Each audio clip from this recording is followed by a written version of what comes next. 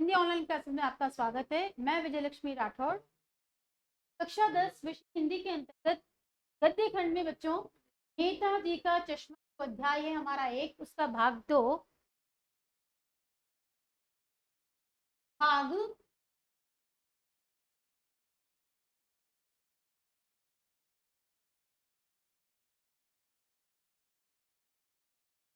तीन में बच्चों आपको प्रश्नोत्तर करवाने जा रही हूँ। तो आप भी ध्यान से देखेंगे कि पहला प्रश्न है कि सेनानी ना होते हुए भी चश्मे वाले को लोग कैप्टन क्यों कहते हैं। सेनानी न होते हुए भी चश्मे वाले को लोग कैप्टन इसलिए कहते हैं कि चश्मे वाले के भीतर देशभक्ति की भावना थी। देशभक्ति की भावनाओं के चलते वह नेताजी सुभाष चंद्र बोस की मूर्ति को बिना चश्मे के नहीं देख पाता था, और जो उसका दैनिक काम था तो वो क्या करता था कि वहां अपनी दुकान से चश्मा लेकर और रोज उनके चश्मे बदलता रहता था। कहने का अर्थ यह है कि वो कोई सैनिक नहीं है, ठीक है, ना ही कोई आजाद हिंद फौज का सिपाही है। उसके बावजूद भी उसके मन में नेताजी के प्रति, देश के प्रति क्या थी, प्रेम की भावना थी। इसलिए लोग उस आधार पे चश्मे वाले को लोग कैप्टन कहते थे। प्रश्न संख्या 2, हालदार साहब ने ड्राइवर को पहले चौराहे पर गाड़ी रोकने के लिए मना, लेकिन बाद में तुरंत रोकने को कहा। यानी परिस्थितियों में दो बदलाव हुआ, पहले मना किया फिर कहा रोको। अब प्रश्न ये है कि हालदार साहब पहले मायूस क्यों हो गए थे। कैप्टन की मृत्यु का समाचार सुनकर और उनको ये पता चला कि कहीं ना कहीं कैप्टन की मृत्यु के बाद सुभाष चंद्र की जो मूर्ति लगी है उस मूर्ति पर अब चश्मा नहीं होगा, तो इस दुख के कारण वो क्या हो गए, मायूस हो गए, मायूस हो गए। नेक्स्ट देखेंगे हम कि मूर्ति पर सरकंडे का चश्मा क्या उम्मीद जगाता है। बच्चों, मूर्ति पर सरकंडे का चश्मा ये उम्मीद जगाता है कि हमारे देश का उज्जवल, देश का भविष्य क्या है, उज्जवल है। क्योंकि कैप्टन की मृत्यु के बाद भी कोई ना कोई ऐसा जिम्मेदार व्यक्ति है जिसको नेताजी की ये मूर्ति बिना चश्मे की अच्छी नहीं लगती, चाहे वो प्रयास बच्चों के द्वारा ही क्यों नहीं किया गया हो। इस आधार पर हम ये कह सकते हैं कि मूर्ति पर सरकंडे का चश्मा उम्मीद जगाता है कि देश में देशभक्ति की भावना, देश प्रेम की भावना क्या बनी। नेक्स्ट क्वेश्चन है बच्चों कि हालदार साहब इतनी सी बात पर भावुक क्यों हो गए थे। कौन सी इतनी सी बात है जिसने क्या कर दिया, हालदार साहब को भावुक कर दिया। हालदार साहब स्वयं संवेदनशील व्यक्ति थे, देश प्रेम करने वाले थे। उनके भीतर क्या कह सकते हैं हम, देश प्रेमियों के प्रति सम्मान की भावना थी। तो जब इन्होंने मूर्ति पर सरकंडे का चश्मा देखा तो उस उम्मीद ने तो क्या कर दिया, भावुक कर दिया। 3 देखेंगे बच्चों, आशय स्पष्ट कीजिए। आशय स्पष्ट कीजिए में हम देखेंगे, इस प्रश्न को मैं ऊपर लेती हूं, अब गौर करेंगे।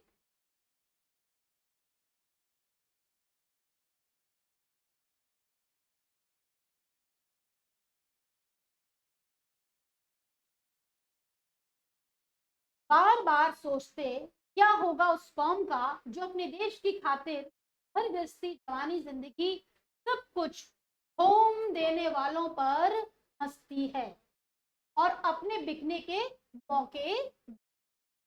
तो जो आशय का मतलब ये है कि इस पंक्ति में छिपे हुए भाव को हमें समझना है और समझाना है। तो बात करते हैं, ये जो शब्द है आपको ध्यान है, ये पूरा ही स्टेटमेंट जो कि आपको पता है उद्धरण चिन्ह में यहाँ बताया गया है, एक तरह से कटाक्ष, एक तरह से किया गया व्यंग है। ये व्यंग किस समय हुआ था, जब कैप्टन चश्मे वाले की मजाक उड़ाई थी, किसने, पान वाले ने। और ये बात किसको पसंद नहीं आई थी, हालदार साहब को। और हालदार साहब ने चिंतन करते हुए मन ही मन ये बात सोची थी कि बार बार वो सोच रहे थे कि क्या होगा उस कौम का। यहाँ पे किस कौम की बात की जा रही है, वह लोग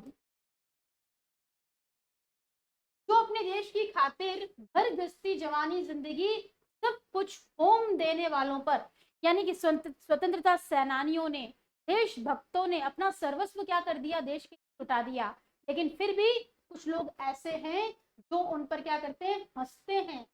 हंसने का मतलब है उनका मजाक उड़ाते हैं।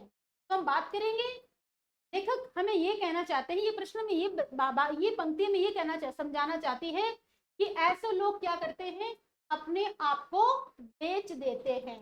बेचने से मतलब है कि उनके अंदर कहीं ना कहीं ना तो देश भावना है, हम ये कह सकते हैं कि उनके अंदर देश प्रेम का क्या है, एक तरह से अभाव है, और उसके साथ साथ कहीं ना कहीं उनमें मानवता का भी अभाव है। तभी तो वो क्या करती है, ऐसे लोग क्या करते हैं कि देश के खातिर जो अपने त्याग करने वाले हैं, जो बलिदान करने वाले हैं, अपना सर्वस्व लुटाने वाले हैं, उनका भी क्या करती है, मजाक उड़ाती है। तो निश्चित रूप से बच्चों हमें ऐसा नहीं करना चाहिए, क्योंकि देश की आजादी हमें बहुत महंगे मूल्य चुकाकर। नेक्स्ट क्वेश्चन देखिए हम, पान वाले का एक रेखा चित्र प्रस्तुत किए। रेखा चित्र मतलब कि वह कैसा दिखता है, हमें उसके बारे में बताना है। बच्चों हमने इस पाठ को जब पढ़ा तो हमने देखा कि जो पान वाला है वो कैसा आदमी है, मोटा आदमी है, ठीक है। उसके साथ साथ उसका रंग कैसा है, काला है, ठीक है। वो क्या करता रहता है, पान खाता है। पान खाते खाते पीक थूकता है, और जब वो बोलता है तो पान उसके मुंह में ठूसा हुआ होने के कारण जब वो हंसता है तो उसकी तौंद क्या करती है, थिरकती है। उसके साथ हमने ये भी देखा कि लगातार पान खाने के कारण उसकी जो बत्तीसी है वो कैसी हो गई है, काली और लाल हो गई है। तो इस प्रकार यह है पान वाले का रेखा चित्र। बात करेंगे नेक्स्ट क्वेश्चन की, वो लंगड़ा क्या जाएगा फौज में, पागल है पागल। कैप्टन के प्रति पान वाले की टिप्पणी पर अपनी प्रतिक्रिया लिखिए। बच्चों प्रतिक्रिया का अर्थ होता है कि आप यदि वहां होते तो आपकी क्या प्रतिक्रिया होगी। निश्चित रूप से हालदार साहब को तो ये बात बिल्कुल पसंद नहीं आई थी।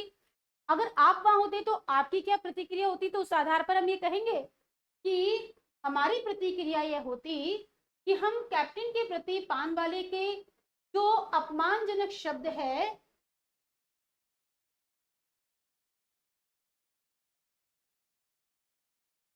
अपमानजनक शब्दों को सुनकर क्या हो जाते, दुखी होते, क्योंकि पान वाले के मन में कैप्टन के प्रति बिल्कुल भी अच्छी भावना नहीं है। बेशक कैप्टन जो था लंगड़ा था, ठीक है, लेकिन हमें किसी विकलांग व्यक्ति की इस तरह से मजाक नहीं उड़ानी चाहिए। साथ ही उन्होंने ये कहा कि वो लंगड़ा क्या जाएगा फौज में। क्या कोई व्यक्ति फौज में जाकर ही अपने देशभक्ति की भावनाओं को व्यक्त कर सकता है क्या, नहीं। हम अपने घर में रहकर, हम अपने आसपास में रहकर अपने देश के प्रति क्या कर सकते हैं, देश प्रेम की भावनाओं को व्यक्त कर सकते हैं, जैसा कि किसने किया था, कैप्टन ने किया था। और ये पान वाले की ये टिप्पणी हमें बिल्कुल भी पसंद नहीं आई। नेक्स्ट क्वेश्चन देखेंगे हम,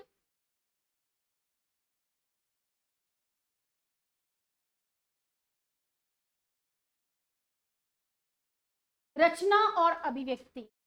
बात करेंगे छठे क्वेश्चन की,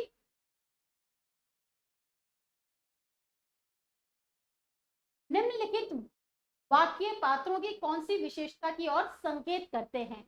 आपके सामने वाक्य दिए गए हैं, उससे हमें पात्रों की विशेषता का पता लगाना है। बच्चों बात करते हैं,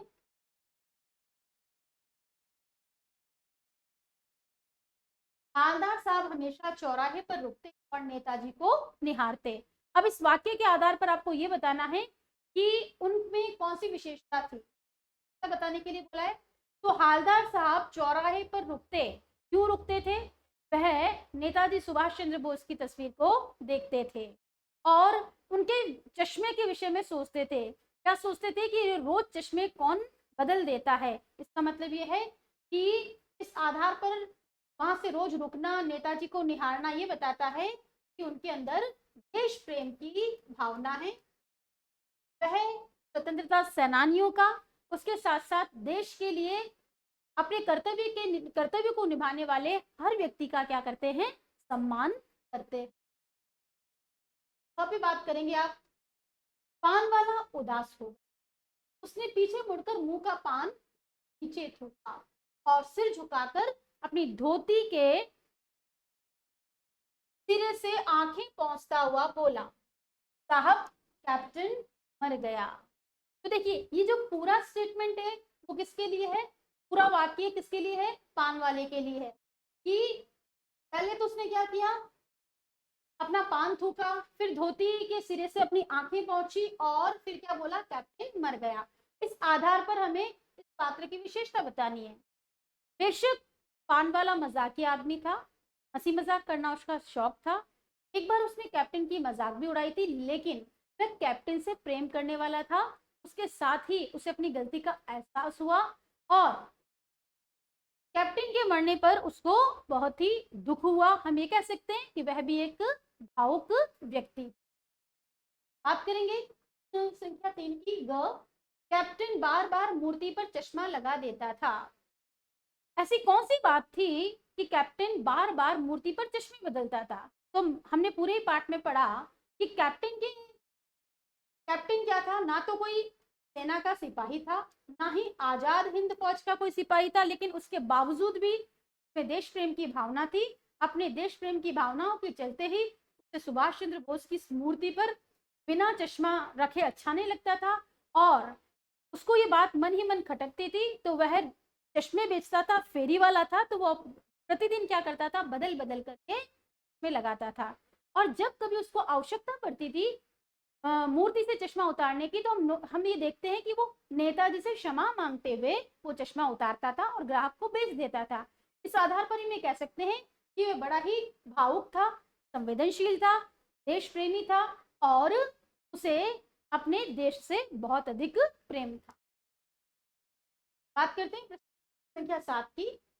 कि जब तक हालदार साहब ने कैप्टन को साक्षात देखा नहीं था, साक्षात देखना मतलब आमने सामने, तब तक उनके मानस पटल पर उनका कौन सा चित्र रहा होगा, अपनी कल्पना से लिखिए। कि यहाँ पे बच्चों अपनी कल्पना से लिखना है। उनकी कल्पना में दो बातें थी, हो सकता है कि वो आजाद हिंद फौज का कोई सिपाही हो सकता है कि कोई वो देश प्रेमी हो। तो आपकी अपनी कल्पना में क्या चित्र उभरता है, तो इसको आप स्वयं करेंगे गृह कार्य में, क्योंकि हर बच्चे की अपनी स्वयं एक अच्छी कल्पना है। प्रश्न को आप गृह कार्य में करेंगे। नेक्स्ट क्वेश्चन देखते हैं। कस्बों, शहरों, महानगरों के चौराहों पर किसी न किसी क्षेत्र के प्रसिद्ध व्यक्ति की मूर्ति लगाने का प्रचलन सा हो गया है, एक फैशन सा चल गया है। ठीक है, तो क्या कहता है कि इस तरह की मूर्ति लगाने के क्या उद्देश्य हो सकते हैं। देखिए हम बात करेंगे कि इस तरह की मूर्ति लगाने का जो उद्देश्य होता है वो ये है बच्चों कि कस्बों, शहरों और महानगरों के लोग उस व्यक्ति विशेष से परिचित हो, उस व्यक्ति विशेष के कार्यों और योगदान से परिचित हो और आने वाली पीढ़ी ये जाने कि वह व्यक्ति विशेष कौन है। और इस उद्देश्य से भी क्या की जाती है कि ये कस्बों, शहरों और महानगरों के चौराहों पर प्रसिद्ध व्यक्तियों की मूर्ति लगाने का प्रचलन होता चला जा रहा है। तो नेक्स्ट क्वेश्चन है हमारा, इस तरह की मूर्ति लगाने के उद्देश्य हो गया है। नेक्स्ट क्वेश्चन, आप अपने इलाके के चौराहे पर किस व्यक्ति की मूर्ति स्थापित करवाना चाहेंगे।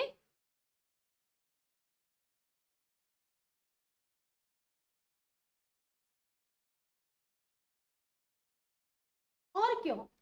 प्रश्न संख्या 6 कहती है कि आप अपने इलाके में, ठीक है, आप अपने इलाके के चौराहे पर किस व्यक्ति की मूर्ति स्थापित करवाना चाहेंगे और क्यों। बच्चों ये प्रश्न भी आपके विवेक और आपकी कल्पना का हो सकता है। जैसे अगर मुझसे पूछा जाए तो मैं ये कहूंगी कि मैं अपने इलाके के चौराहे पर जैसे कि मीरा की मूर्ति लगवाना चाहूंगी, महादेवी वर्मा की मूर्ति लगाना चाहूंगी, सुभद्रा कुमारी चौहान की लगाना चाहूंगी और मैं ऐसे व्यक्तित्व की मूर्ति लगाना चाहूंगी जिनके कार्य तो बहुत ऊंचे हैं लेकिन अन्य लोग उनके बारे में इतना नहीं जान पाते। तो आप अपनी कल्पना शक्ति से कि आप किसे पसंद करते हैं और उनके क्या कार्य महत्वपूर्ण हैं जिसके आधार पर हम उनकी मूर्ति लगवाना चाहेंगे। नेक्स्ट देखिए, उस मूर्ति के प्रति आपके एवं दूसरे लोगों के क्या उत्तरदायित्व होने चाहिए। मूर्ति लगाने से ही हमारा कर्तव्य पूरा नहीं हो जाता बच्चों, उस मूर्ति का संरक्षण, उसकी देखभाल भी हमें करनी चाहिए। समय समय पर हम उस मूर्ति की क्या करवाएंगे, सफाई करवाएंगे। उस मूर्ति के आसपास हम छोटा सा बगीचा, एक उपवन तैयार कर सकते हैं। उसके साथ साथ हम वहां पर इस तरह की उसके सुरक्षा का एक प्रबंध करेंगे जिससे कि लोग उसको क्षति या नुकसान नहीं पहुंचा सके। बात करते हैं नेक्स्ट क्वेश्चन की कि सीमा पर तैनात फौजी ही देश प्रेम का परिचय नहीं देते। हम सभी दैनिक कार्यों में किसी न किसी रूप में देश प्रेम प्रकट करते हैं, जैसे सार्वजनिक संपत्ति को नुकसान न पहुंचाना, पर्यावरण संरक्षण आदि। अपने जीवन जगत से जुड़े ऐसे कार्यों का उल्लेख कीजिए, उन पर अमल भी कीजिए। तो नेक्स्ट हम देख सकते हैं सार्वजनिक संपत्ति को नुकसान न पहुंचाना। यहाँ हम देखते हैं कि हम कभी बस स्टैंड जाते हैं, कभी अस्पताल जाते हैं, तो वहां हमें नियमों और कायदों का पालन करना चाहिए। हमें वहां की स्वच्छता का ध्यान रखना चाहिए, वहां के अनुशासन का ध्यान रखना चाहिए। आपने कई लोगों को देखा होगा कि वो चलते हुए थूकते हैं पीक और दीवारें गंदी करते हैं। तो ऐसा हम ना करें और लोगों को भी ऐसा करने से रोक सकते हैं। आप देखिए पर्यावरण संरक्षण, अपने जीवन जगत से जुड़े ऐसे और कार्यों का उल्लेख करें। अभी बच्चों महामारी के चलते हमने देखा कि ऑक्सीजन की बड़ी कमी हो रही थी और निश्चित रूप से हमने देखा कि हमें भी क्या करना चाहिए, पर्यावरण संरक्षण, वृक्ष लगाने चाहिए। वृक्ष लगाकर उनको छोड़ना नहीं है, उनकी देखभाल करनी है और देखभाल करने के साथ साथ उसको बड़ा भी करना है जिससे वो आने वाली पीढ़ी के लिए क्या कर सके, एक तरह से सुरक्षा दे सके। आप और भी बहुत से ऐसे कार्य हैं जिसकी सूची बना सकते हैं, जिनको अपने जीवन में उतार सकते हैं। बात करते हैं प्रश्न 10 की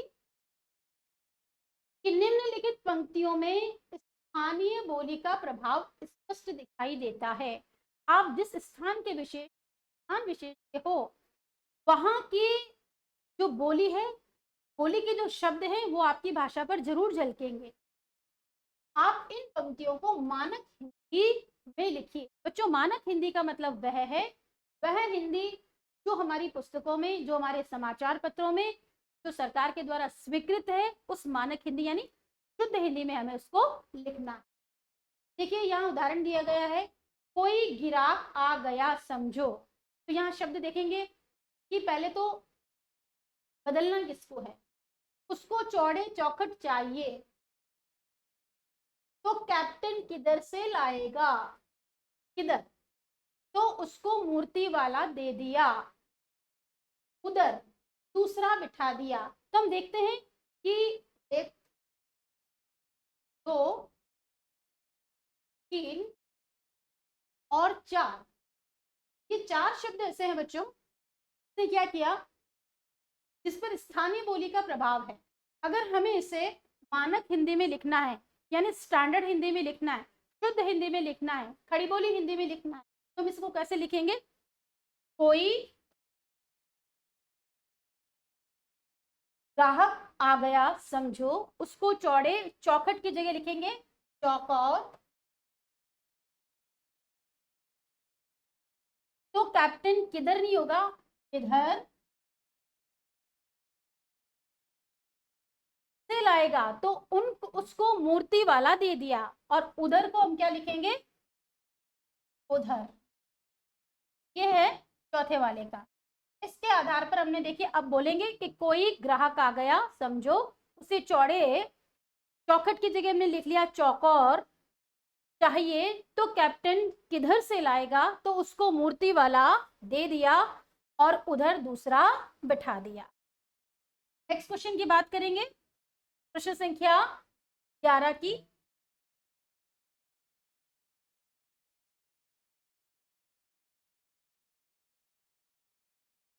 वही खूब क्या आइडिया है। इस वाक्य को ध्यान में रखते हुए बताइए कि एक भाषा में दूसरी भाषा के शब्दों के आने से क्या लाभ हो सकते हैं। बच्चों एक भाषा है हिंदी और उस हिंदी में यदि अंग्रेजी शब्द आ गया आइडिया, तो इससे हमें क्या लाभ हुआ, हमें ये बताना है। देखिए हमें दूसरी भाषा के शब्दों को जानने का क्या मिला, अवसर मिला। उससे हमारे शब्द भंडार में वृद्धि हुई कि हमने ये जाना ये अंग्रेजी भाषा का शब्द है। इस आधार पर हम भी क्या कर सकते हैं, इस तरह का प्रयोग करके अपने लेखन कौशल को भी क्या कर सकते हैं,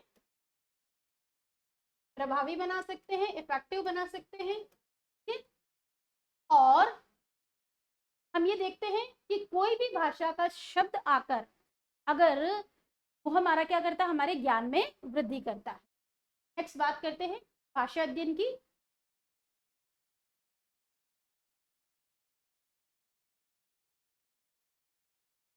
नेक्स्ट क्वेश्चन है बच्चों भाषा अध्ययन, जिसमें हम व्याकरण की बात करेंगे।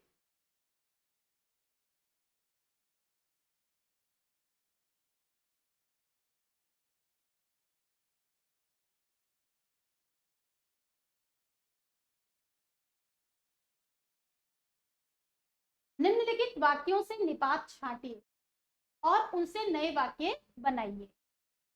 बच्चों निपात किसे कहते हैं, पहले हम इस पर बात करेंगे। बच्चों निपात का अर्थ होता है वह शब्दांश, पूरे शब्द नहीं होकर क्या है, शब्दांश, जो किसी वाक्य में आते हैं और उस वाक्य को क्या बना देते हैं, प्रभावी बना देते हैं। तो यहाँ पर हम सबसे पहले निम्नलिखित वाक्यों से निपात छांटेंगे और उनसे नए वाक्य बनाएंगे।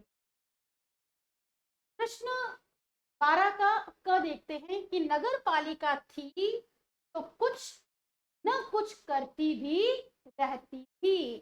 तो इस एक सेंटेंस में, एक वाक्य में दो निपात आए हैं, तो और अब अपन देखते हैं कि नगर पालिका थी एक वाक्य है, कुछ न कुछ करती दूसरा, और इस तरह से हम देखते हैं कि ये तो और भी शब्द नहीं, शब्द के सिर्फ अंश मात्र हैं।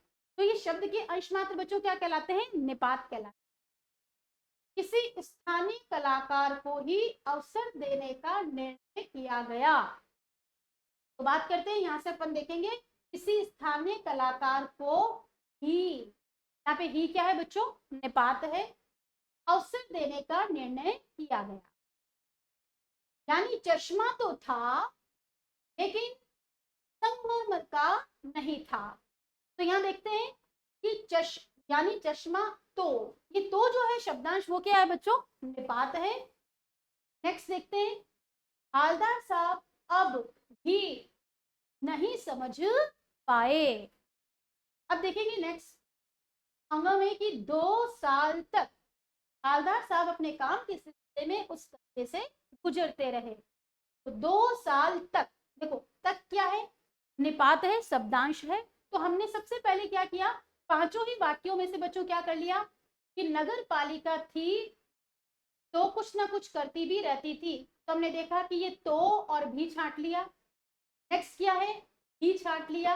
हालदार साहब अब भी नहीं समझ पाए।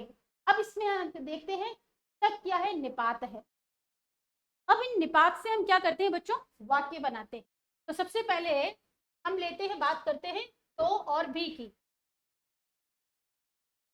तो और भी एक ही वाक्य में 2 बार आए, मैं भी इसी से वाक्य बनाना पड़ेगा। तो बात करते हैं सबसे पहले, वह बाजार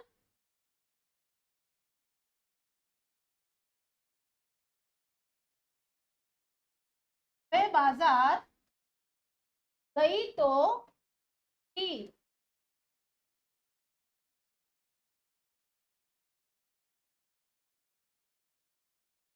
और कुछ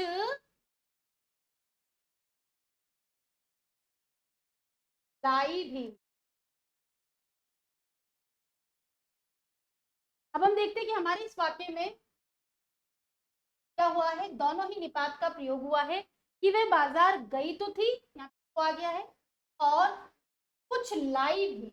यहाँ पे हमने दोनों ही निपात का क्या कर लिया है, प्रयोग कर लिया है।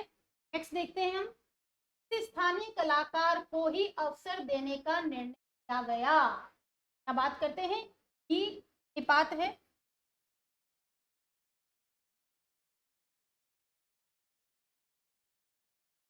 राम को ही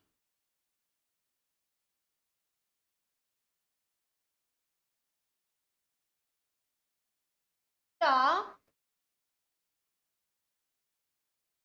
स्वयंवर में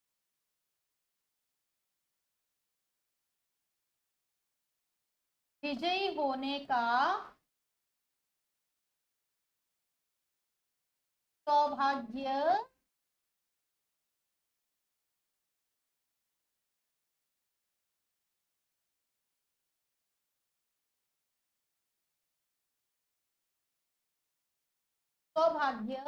मिला।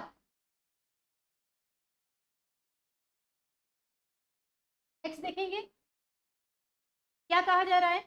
यहाँ पे ही निपात है कि राम को ही, स्वयंवर में बहुत सारे लोग आए थे, सब लोगों ने कोशिश की आने की, लेकिन ये सौभाग्य किसको मिला, राम को ही मिला, तो हमने ही निपात का यूज किया है। नेक्स्ट बात करते हैं।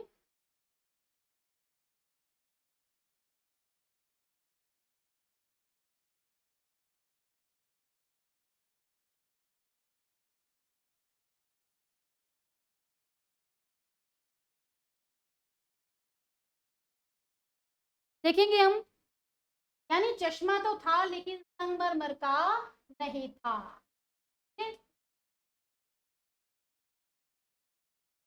यहाँ पे हम वाक्य बनाएंगे।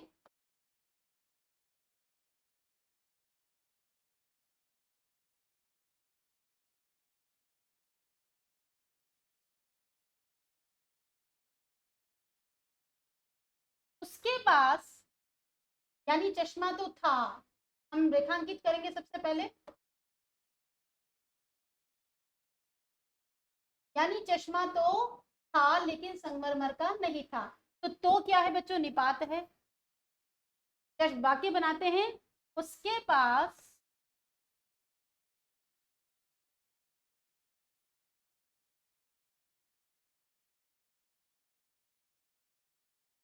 रुपये तो थे पर पूरे नहीं थे। हमने एक नया वाक्य बना दिया का प्रयोग करते हुए, तो निपात का प्रयोग करते हुए हमने नया वाक्य बना दिया। नेक्स्ट देखते हैं। हालदार साहब अब भी नहीं समझ पाए, निपात अंडरलाइन करेंगे हम भी। नेक्स्ट देखते हैं कि हालदार साहब अब भी नहीं समझ पाए, हमें एक नया वाक्य बनाना है, तो बात करेंगे परशुराम अब भी नहीं समझ पाए कि लक्ष्मण भी वीर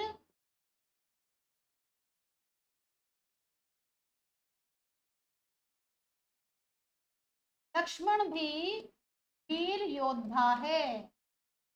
राम लक्ष्मण परशुराम संवाद में आपने पढ़ा था ना कि बार बार समझाने पर भी, विश्वामित्र के समझाने पर भी समझ में नहीं आ रहा है, किसको, परशुराम को। तो परशुराम अब भी, देखिए हमने लिखा भी, नहीं समझ पाए कि लक्ष्मण भी वीर योद्धा। नेक्स्ट बात करते हैं। 2 साल पहले हालदार साहब अपने काम के सिलसिले में उस कस्बे से गुजरते रहे, 2 साल तक, है ना।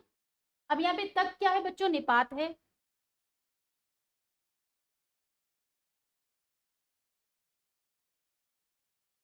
वाक्य बनाएंगे हम, बस के आने तक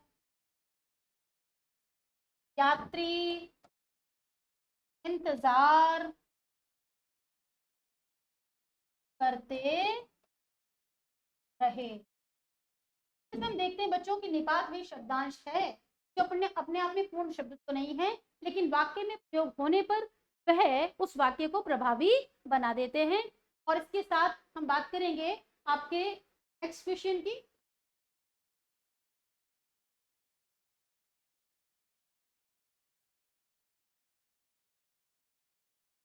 यह प्रश्न बच्चों